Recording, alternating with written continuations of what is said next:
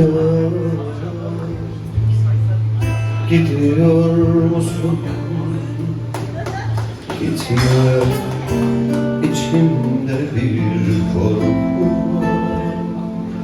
Biliyor musun? Böyle başlaraydı. Gel biraz kokunu bırak, baharını soğutur. Ağlıyor musun? Ağlama, hayırlar. Beşiktaş atma da. Altay attı, Beşiktaş atma. Gurbete giden döner mi dönmez mi belli değil bilirim.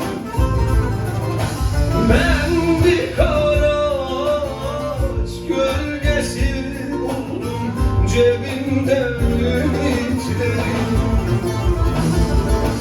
Gurbete giden döner mi dönmez mi belli değil bilirim. Ben bir kara ağaç gölgesi buldum cebimde ümitlerim.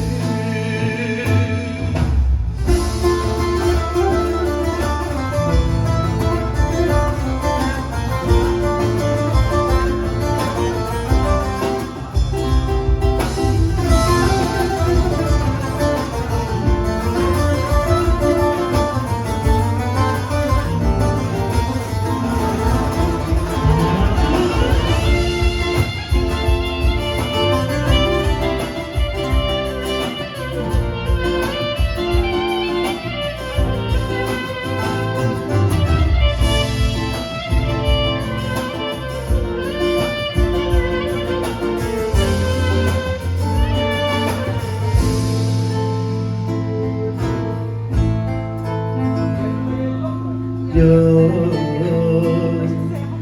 gidiyor musun? Gitme, içimde bir korku var. Biliyor musun? Böyle başlar ayrılıklar. Gel biraz kokunu bırak,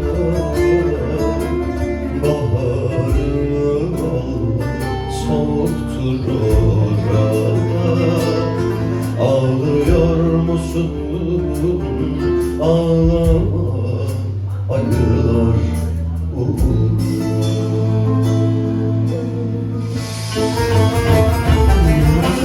Gurbete giden döner mi dönmez mi belli değil bilirim.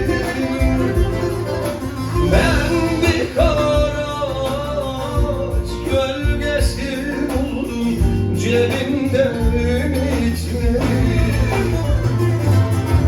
Gurbete giden döner mi dönmez mi